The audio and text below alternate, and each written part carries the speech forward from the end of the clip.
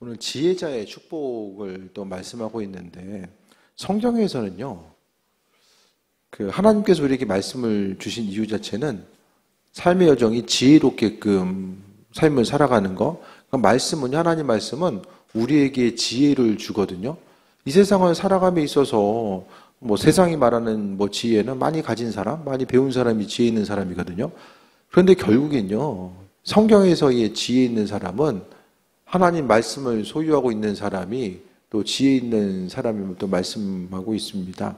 그래서 우리가 주 뜻대로 삶을 살아가고 또 하나님 허락하신 은혜와 충만한 삶을 살아감에 있어서 무엇보다도 지혜가 있어야 되는데, 어떤 사람이 지혜 있는 사람이냐? 하나님 말씀이 마음속에 새겨져 있는 사람이 바로 지혜로운 사람입니다. 그 지혜로운 삶을 살기 위해서는요, 우리의 삶의 모습이 처음과 마지막이 좀 분명해야 되거든요. 출발점 자체는 우리의 탄생이 이제 출발점일 것이고, 마지막은 어디죠?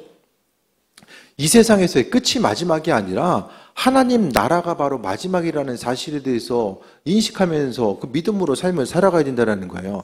출발이 여기면 이제 마지막 순간이 우리가 눈을 감는 이 순간이 아니라 정말 하나님 나라에 대한 소망함과 그 은혜를 누리면서 살아가는 것. 나이 먹으면서 좋은 게 뭐가 있죠? 나이가 들면 들수록 좋은 것? 좋은 게 뭐가 있어요? 나이가 들면 들수록 불편한 거는 많아지잖아요. 저도 많은 나이 나지만은 조금씩 이제 참 몸이 불편해져. 몸이 불편하다라는 게, 이전에는 몸이 내 인생 가운데 참 큰 도움을 줬는데 조금씩 가면 갈수록 이제 뭔가 관리의 대상이 되는 듯한 이런 존재로 다가오게 되잖아요.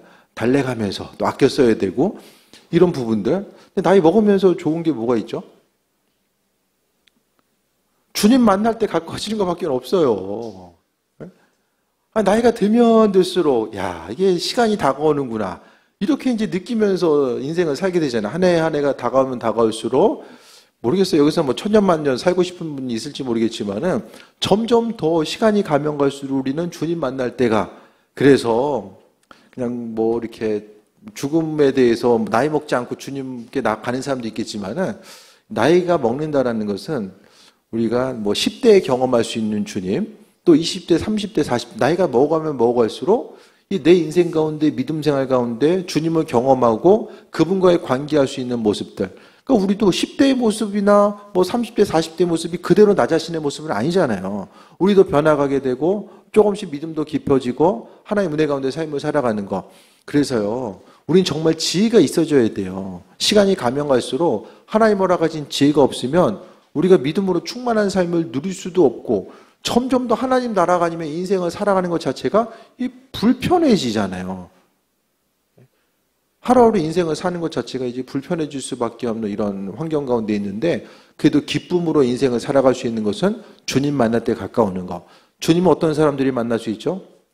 하나님의 지혜가 있는 사람들이 바로 주님을 만날 수 있다는 것을 말씀하고 있어요. 그래서 3장 1절에 내 아들아 나의 법을 잊어버리지 말고 내 마음으로 나의 명령을 지키라 라고 합니다. 하나님 말씀과 명령에 대해서 지키고 나아갈 것을 이야기하는데, 지혜로운 사람은 누구냐? 하나님 말씀에 대해서 지키는 사람, 그 말씀에 대해서 소중히 여기고 그 말씀을 마음속에 새긴 한 사람 한 사람이 바로 지혜로운 사람임을 말씀하고 있고요. 그 법을 잊어버리지 말고 마음으로 명령을 지키라라고 합니다. 이 설교 말씀이라든지 성경 말씀을 읽고 나서 마음속에 좀 남는 게 있어야 돼요. 10년 가운데 좋은 영화 한 편 보더라도요, 어떻습니까? 극장 잘 안 가겠지만은 예전에 보면 영화 한 편 좋은 거 보고 나면 어떻습니까? 뭔가 마음속에 여운이 남잖아요. 생각도 나고 며칠이라도 그런 부분이 있잖아요. 그럼 설교 말씀을 듣고 하나님의 말씀 접하고 읽고 나아감에 있어서의 마음속에 있어서의 그 울림이 있는 부분들이 분명하게 있어져야 되는 거예요. 그래서 하나님 말씀을 어떻게 하게 됩니까? 마음으로 지키라고 말씀하고 있습니다. 그냥 습관적으로 반복하는 것이 아니라 마음에서 진심으로 우러나서 기쁨으로 하나님 말씀을 지키고 나아가는 이런 과정들 자체를 말씀하고 있어요. 그래서 하나님은요, 다른 어떤 것보다도 주님 말씀에 대한 우리의 자세가 진심이길 원하시는 것 같아요. 그래서 말씀 자체가 한 구절 한 구절이 소중하다라고 하면 우리가 무엇을 선택하고 움직이고 반응하고 나아감에 있어서 그 말씀이 원동력과 또 생명이 되어서 우리로 하여금 움직이게 하는 그런 귀한 도구가 되어야 된다는 것을 말씀합니다. 그래서 첫 번째로 지혜자, 지혜 있는 사람들에게 하나님이 축복을 약속해 주셨는데요. 이 땅 가운데서 우리는요, 겸손한 사람들은 내 생각과 내 방법이 항상 옳은 게 아니다라는 사실에 대해서 인정하는 사람들이고, 그렇기 때문에 불완전한 나 자신에게 있어서 하나님의 말씀이 필요한 이유, 필요할 수밖에 없는 존재임에 대해서 이야기하는 거예요. 그래서 말씀을 통해서 2절에 보니까 그리하면 그것이 내가 장수하여 많은 해를 누리게 하며 평강을 더하게 하리라고 합니다. 주님 말씀대로 살아가는 이들에게 있어서 말씀대로 살아간다는 건 뭐냐면 하나님 말씀이 소중하기 때문에 내가 인생을 살아감에 있어서 말씀에 대한 영향력을 계속해서 받으면서 살아가는 거예요. 말씀에 대한 영향력을 받는 게 뭔가요, 그러면? 우리 계속 선택하잖아요. 무엇을 선택하든지 내 마음의 중심으로 가지고 있는 것이 나로 하여금 선택하게 하잖아요. 그러니까 무엇을 선택하든지 간에 내 선택에 있어서의 기준점 자체가 하나님의 말씀이 되어야 된다는 거, 그것이 바로 마음속 깊은 곳으로부터 주님의 명령 자체를 지키고 나아가는 이런 과정들 자체에 대해서 이야기하는 거예요. 그랬을 때 하나님이 내가 장수하여 많은 해를 누리게 되며, 성경에 있어서의 가장 큰 복 중에 하나가 장수의 복이라고 말씀드렸죠. 장수의 복이고, 장수와 토지와 자손, 이 세 가지가 가장 큰 복의 모습입니다. 그 중에서 오늘 본문은 장수를 더하게 하시고 오래 사는데 마음에 기쁨이 없어. 잘 생각해 보세요. 삶을 살아감에 있어서 좀 마음속에 어떻게 좀 기쁨으로 인생을 살고 계십니까? 하루하루 살아감에 있어서 기쁨으로. 그러니까 주어진 환경 가운데서요, 그냥 주어진 일만 계속하면서 이렇게 바쁘게 일상생활을 흘러가잖아요.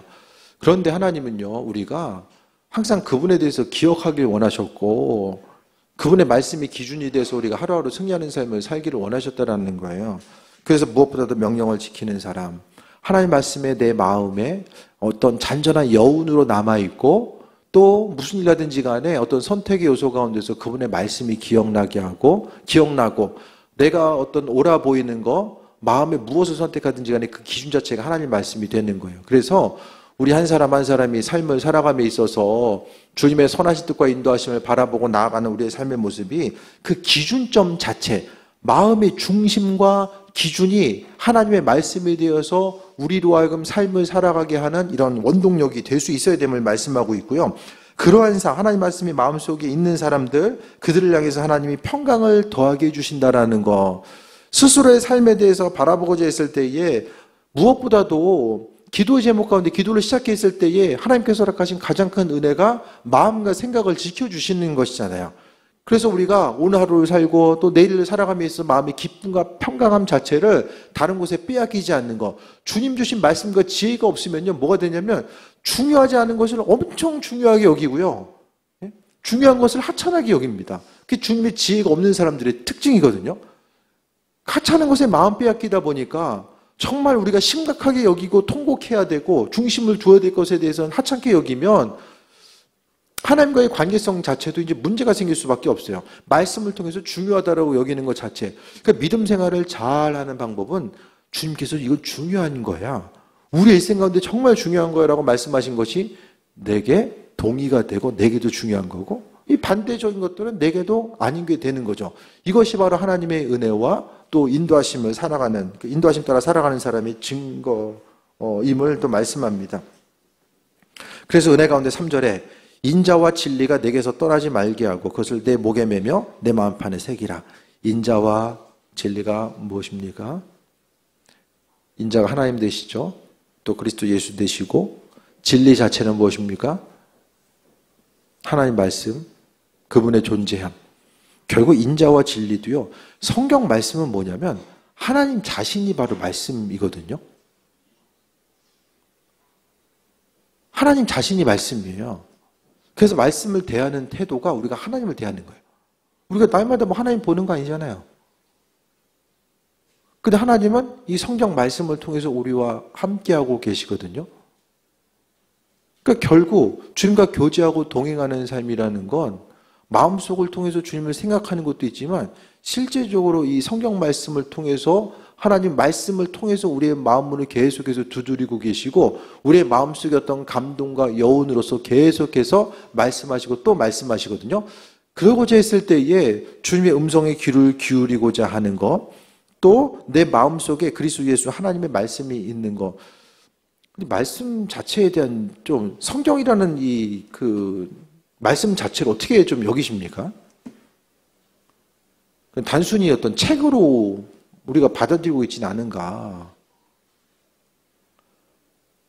하나님 말씀 자체가요, 바로 하나님 대하는 것과 이제 마찬가지인 거예요.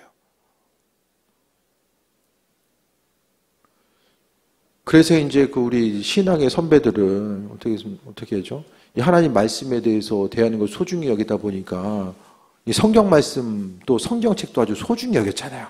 말씀을 대하는 이 태도 자체에 대해서 생각했을 때에. 그러니까 우리가 잊지 말아야 될 것은 하나님은 그분의 선하신 뜻과 인도하심을 우리에게 비춰주시고 능력으로서 함께하고 계시는데 그분께서 우리 한 사람 한 사람을 향해서 원하심의 뜻이 무엇인지를 이 분별하는 귀한 삶을 살아가야 되는데 말씀 가운데서 하나님의 말씀과 은혜와 충만함이 우리 심령 가운데 떠나지 않게 하는 것, 사라지지 않게 떠나지 않게 하라고 지금 말씀하고 있어요. 그러니까 결국 말씀과 교제하고 동행하는 삶.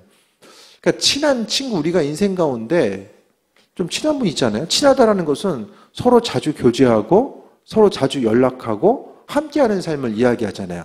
그래서 주님과 교제하고 함께한다라는 거, 이 말씀을 통해서 우리가 교제하게 되는데 하나님 말씀에 대한 이 친밀함 자체가 우리에게 있어서의 어떤 신앙생활함에 있어서 중요한 부분이 된다는 것을 이야기합니다.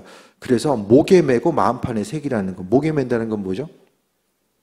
목에 있으니까 하나님 말씀에 목에 맨다라는 건 뭐죠? 어떤 물리적인 의미성도 있고 영적인 의미성도 있을 거예요. 몸에 지니고 가까이 하라는 거, 그런 부분이 있을 것이고, 심지어는 하나님 마음판에 새겨져 있어요. 마음판에 새긴다라는 것은요, 하나님 말씀을 마음판에 새기라는 것은 하나님과 우리와 말씀을 우리가 어떻게 대해야 되는지를 가장 잘 표현해주고 있는 성경 구절이 마음속에 새기라는 거예요. 마음속에 새기기 위해서 어떻게 됩니까? 하나님 말씀 암송해야죠.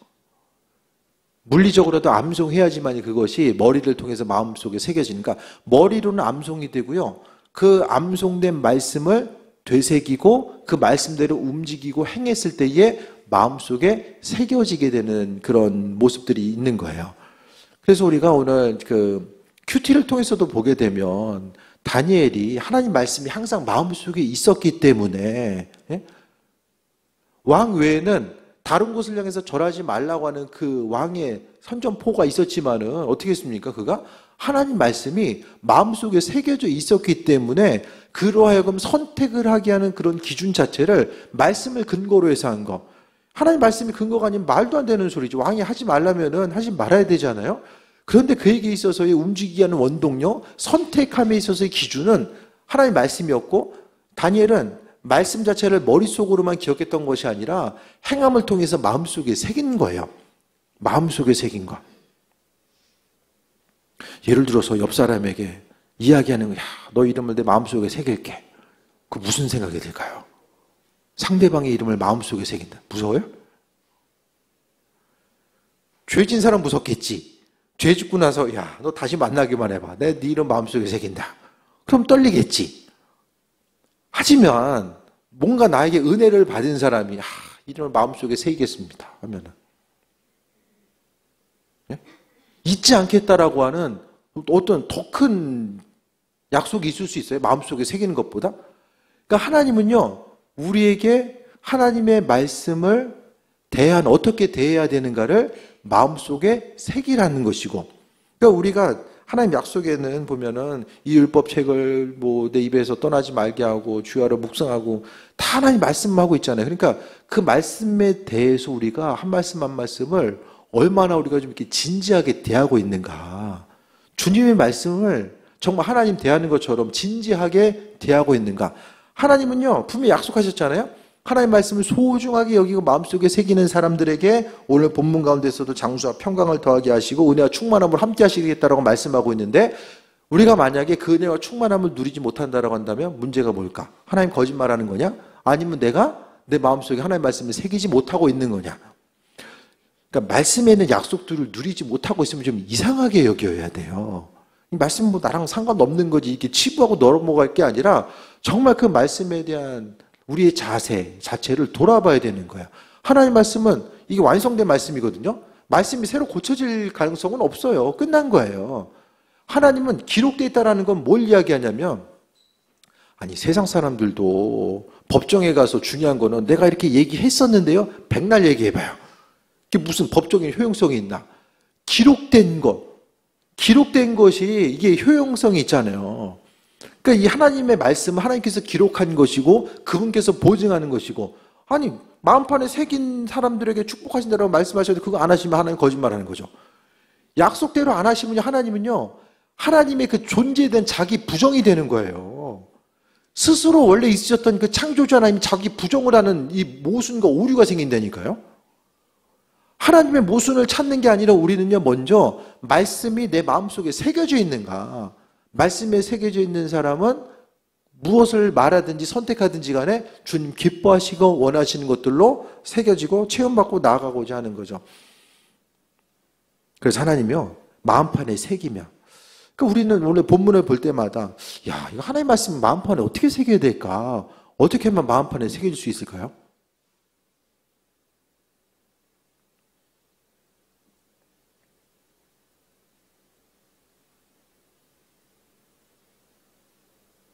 어떻게 하면?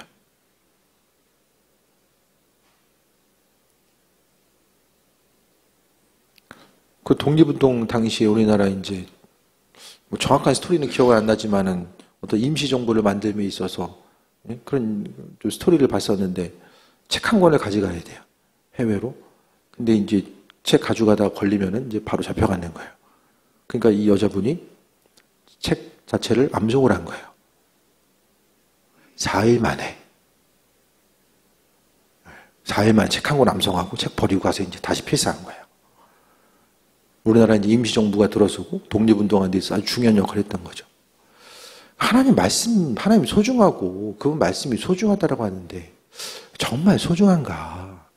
소중하다고 하면 알고 싶고, 이 성경 말씀 보는 건 사실 하나님이 어떤 분인지 알고 싶어서 봐야 되거든요.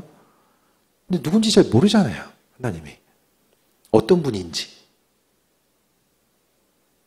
좀 알고 싶은 마음의 열정이 있으십니까? 하나님 어떤 분인지? 지금까지 우리가 하나님에 대해서 얼마나 알고 있을까요? 하나님 어떤 분인지 A4 한 장 주고서 써보라고 해보세요. 몇 장 쓸 수 있을 것 같으세요? 네? 하나님, 내가 알고 하나님은 이런 분이다라고 했을 때 이게 몇 장 쓸 수 있을 것 같으세요? 예수님은 얼마나? 그럼 주님과의 친밀함이 없으면 천국 문이 막 날마다 활짝 열려 있어가지고 하나님 나라 아무나 다 가는 곳입니까? 아무나 다 가면 그것이 천국입니까? 그렇게 생각 안 하세요? 주님과의 친밀한 관계성 가운데 있는 사람들을 주께서 불러주시는 거잖아요. 말씀을 통해서 하나님 약속이 있는데, 하나님이 소중하면 그분께서 약속하신 말씀 자체가 이게 소중할 수밖에 없잖아요. 그래서 말씀과 더불어서 인생을 살아가고, 그 말씀을 통해서 교제하고, 말씀을 통해서 주님 알아가고, 그 뜻과 인도하심을 경험하면서 살아가는 거. 4절 다시 한번 볼게요. 그리하면 내가 하나님과 사람 앞에서 은총과 귀함을, 귀중히 여김을 받으리라. 하나님 앞에서는 천국에서 가서도, 사람 앞에서 이 땅에서도 은총과 존귀한 게 여김을 받는 거. 결국 다니엘이나 제 친구들도 그 10년 가운데 하나님의 말씀이 새겨졌기 때문에 이 땅 가운데서 존귀하게 쓰임받는 삶의 모습 자체가 있었잖아요. 이 땅 가운데 내가 존귀해져야지 계속해서 하려고 되지 않습니다. 하나님께서 우리의 삶을 높여주시는 것, 그렇게 되기 위해서는 하나님의 말씀이 내 심령 가운데 있고, 말씀을, 그러니까 성경 말씀, 기록된 하나님 말씀을 정말 하나님 대하는 것처럼, 하나님 소중하니까 그 말씀을 접하고 또 대하는 것도 소중하고 내 인생 가운데 가장 소중한 시간이 어떠해야 되는가? 이 말씀을 대하는 거. 존귀하신 하나님을 대하는 순간, 시간. 그래서요, 말씀에 대한 우리의 자세, 태도. 중세 시대는요, 그때 중세 시대 살았으면 할 말이 있어요. 하나님 앞에 가서. 하나님, 성경 말씀이 라틴어로 돼 있어서 라틴어를 배울 수가 없었어요. 말씀에도 할 수 있고 성경책이 집안책 값이 넘어가지고 살 수가 없었어요. 할 말이라도 있어. 그 시대 사람들은. 신약 시대에도 보면 신약 성경 하려면 어떻게 됩니까? 가죽. 적을 수 있는 가죽을 다 써줘야 되고 펜하고 잉크. 사람을 고용해야 되고 선불로 줘야 돼. 성경책 하나 가지려면. 그럼 집에서 있어야 이 가죽에다 필사한다고 해보세요. 그럼 분량이 신약 성경만 해도 예수님 당시에는 이제 신약 성경이 없죠. 오경 부분을 이제 필사해가지고 갖게 되죠. 구약에 있는 부분은 모세 오경 시편만 하더라도 얼마나 엄청난 부분이었겠냐고요. 그들은 할 얘기가 있어. 근데 우리는 빼도 박도 못해. 우리는 빼도 박도 못한다고요. 하나님의 말씀에 대한 그 자세 자체를. 이 말씀 자체가요. 하나님 말씀을 귀하게 여기 마음속에 새기는 사람들을 하나님 귀하게 여겨주신대요. 시간이 가면 갈수록 희미하게 사라진 사람들이 있고 시간이 가면 갈수록 더 존귀해지는 사람들이 있어요. 누군가 바라봤을 때에 야, 저 사람 예전에 참 좋았었는데 이전에 그 상태를 잘 유지하며 갔으면 좋겠는데 감리교도 이제 선거 시즌이라서 이제 막 선거운동 많이 하시는데 야, 저분은 정말 선거 안 나오시고 목회만 열심히 하셨으면 정말 존귀하게 빛났을 텐데 한국교회에 정말 지난 영향력 주고 갔을 텐데 이런 부분 생각나게 하신 분도 있고 어떤 부분에 있어서는 야, 끝까지 아름답게 은퇴했음에도 불구하고 시간이 가면 갈수록 더 찾는 사람도 많아지고 지경도 넓어지고 사람들이 이제 부류가 이제 나눠질 수밖에 없거든요.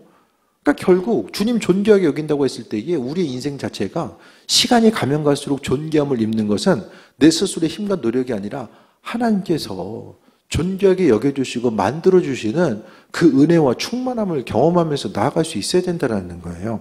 그래서 무엇보다도 귀중히 여김을 받으리라. 어떤 사람? 마음속에 주님이 하나님 말씀이 새겨져 있는 사람. 5절에 너는 마음을 다하여 여호와를 신뢰하고 내 명철을 의지하지 말라. 몇 가지 지금 계속 권면을 주고 있죠. 3장 1절에 내 아들아 나의 법을 잊어버리지 말고 마음으로 명령을 지키라고 하고 있고요.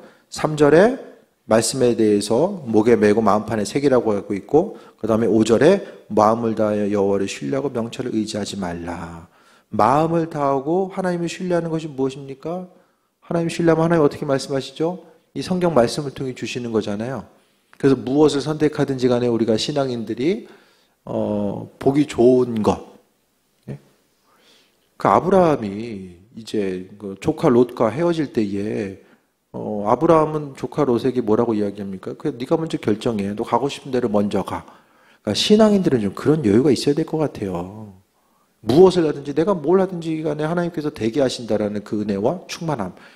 야, 이거 어디가 노른자 땅이냐. 이거 그냥 치열하게 머리 싸매면서 찾아다니고 그게 아니라 하나님께서 행하시는 그런 부분들. 그러니까 마음의 여유가 있으니까 조카한테도 그냥 네 가고 싶은 대로 가. 조카 롯이 좋은 땅을 찾아가죠.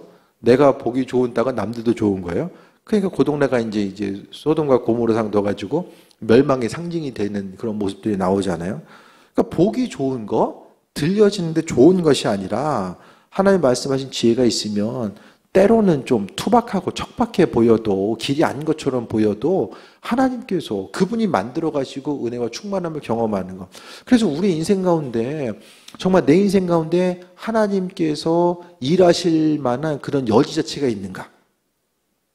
모험을 안 하고 항상 그 참 길 아니면 가지를 않고 온전한 곳, 그냥 뭔가 좀 위험과 리스크가 있으면 그냥 다 피해 다니고 그러니까 하나님이 나설 여지가 없어. 뭔가 믿음의 한 발짝이 중요한 순간들이 있잖아요. 그러니까 아무것도 하지 않으면은 우리가 하나님의 일하심과 예비하심도 경험할 수가 없잖아요. 그러니까 우리가 내 생각대로 너무 이렇게 인생을 설계하고 나가기보다는 하나님께서 내 삶 여정 가운데 개입하셔서 하실 여지 자체가 뭐가 있는가. 근데 이게 또 싸움이죠.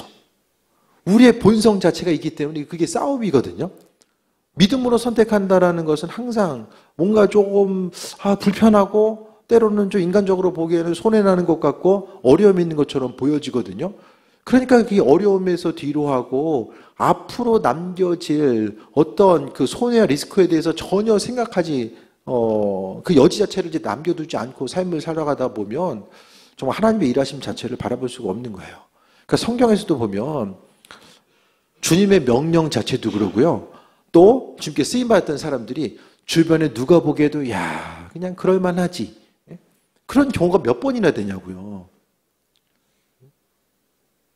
뭐 홍해를 건너는 것부터 시작해서 광야 생활, 뭐 여리고성을 함락하고 나아가는 이런 과정들, 또 기드온과 뭐 300명의 용사들 다 보면 참 뜬금없구나라는 그런 생각이 들게 되고 저거 미련한 거 아니야? 하지만 그 뜬금없고 미련한 과정 가운데 하나님 그분의 손길과 예비하심을 비춰주셨음을 또 우리가 보게 되거든요. 이 솔로몬의 예를 통해 보게 되면 솔로몬은 이제 알아서 다 계획하고 준비해서 다 해. 다 그냥 군사적인 부분도 다 방비하고 정략 결혼해가지고 정치적으로 이제 안정을 만들어내고 세금 거둘 구멍 다 만들어놓고 그 초반은 그렇지만 이제 후반으로 가면 갈수록 하나님이 그 인생 가운데 개입할 여지 자체가 별로 나타나질 않아요. 그래서 우리 인생 가운데 너무나 믿음이 있다라고 한다면 좀 믿음으로 움직이고 반응해야 되는데 너무 이렇게 현실적으로만 판단하고 하다 보면 또 그것 자체가 내 명철과 또 내 자신의 신뢰하는 것으로 인해서 하나님 일하심을 잃어버릴 수도 있다는 거예요. 6절에 너는 범죄를 인정하라 그러면 내 길을 지도하시리라 라고 합니다. 결국 주님을 인정하고 마음속에 새기고 하나님의 말씀을 목에 걸고 잊어버리지 말고 지금 계속 똑같은 얘기 강조하고 있어요. 하나님 말씀 신앙생활하면서 잊어버리면 안 돼. 그거 계속 이야기하고 있어요.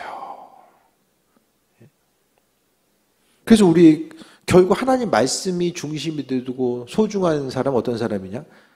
천국 바라보는 사람인 거예요. 이 땅을 바라보는 사람은 세상 것에 중심을 둘 수밖에 없거든요. 7절에 봅니다. 스스로 지혜롭게 여기지 말지어다. 여호와를 경외하며 악을 떠날지어다. 스스로 지혜롭게 여기는 사람은요. 하나님을 경외하고 악으로부터 떠나고자 하는 것이 이제 생겨질 수밖에 없죠. 왜냐하면 하나님의 말씀이 있으면 선이 무엇이고 악이 무엇인지 분별이 돼요. 그 분별을 갖기 쉬울 것 같죠? 어렵습니다. 네. 악이 악이구나라는 것을 분별하기가 쉽지 않다라니까요.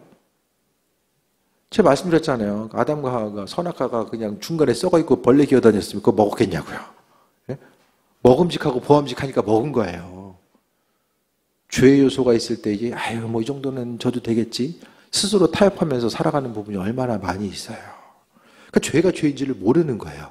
그러니까 내 안에 있어서 주님의 자리가 커지면 커질수록 죄가 무엇인지 선이 무엇인지를 깨달아 알게 되는 거죠.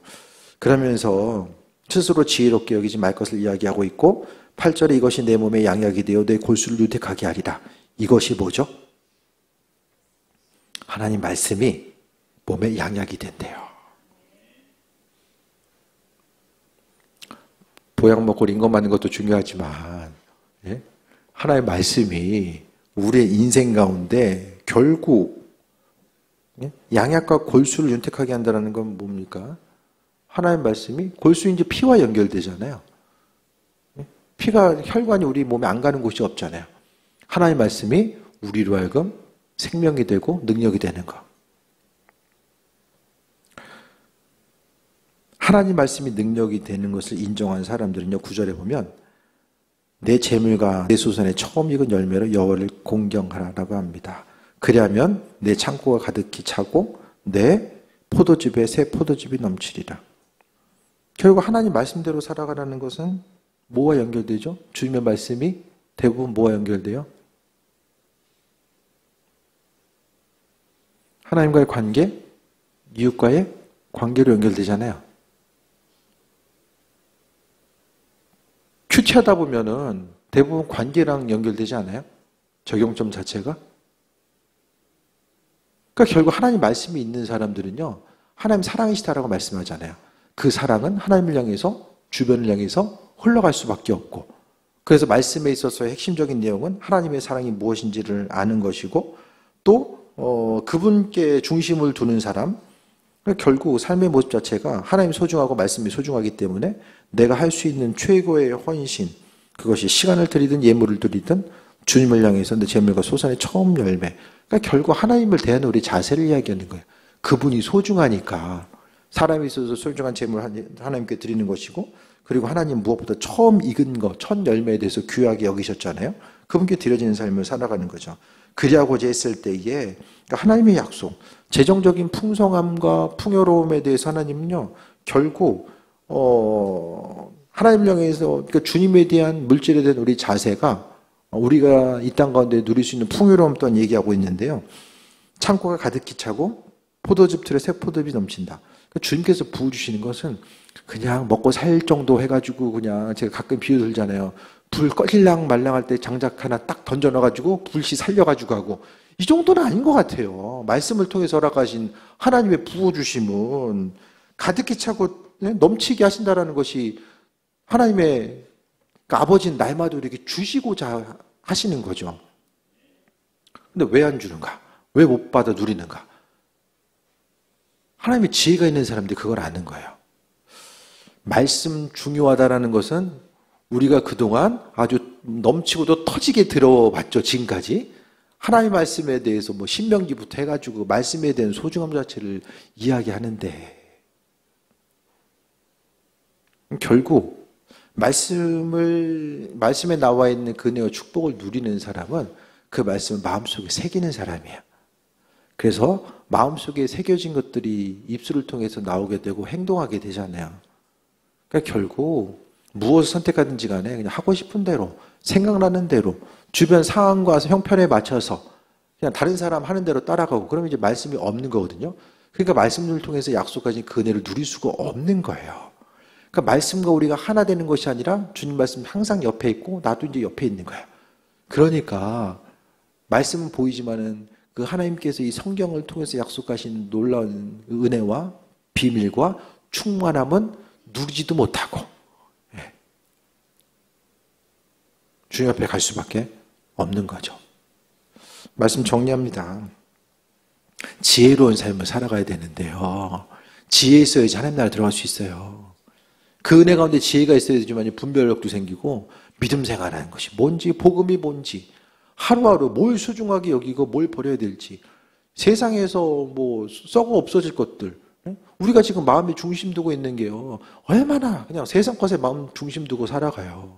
없어질 것들, 시간 지나가면 허무하게 사라질 것에 얼마나 마음 중심 두고 살아갑니까? 하나님 말씀 가운데 순종하고 살아가는 거, 우리 나 자신에게는 상당히 관대하고, 우리 한 사람 한 사람에게는요 얼마나 관대합니까?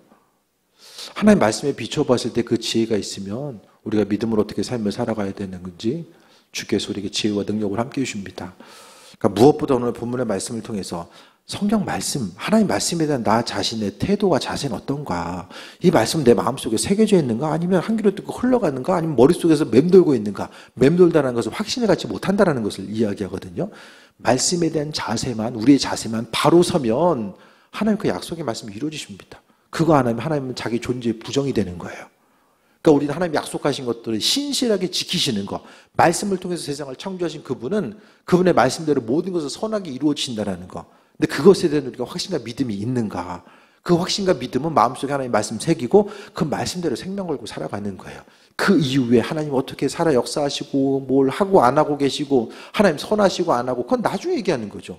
말씀에 대한 우리의 태도와 자세 이후에 그걸 얘기할 수 있는 자격이 생기는 거예요. 바른 자세를 가지고 하나님의 말씀을 마음속에 새기고 믿는 자로서 승리하고 주님의 영광에 쓰임받는 귀한 삶 되시기를 축원드립니다.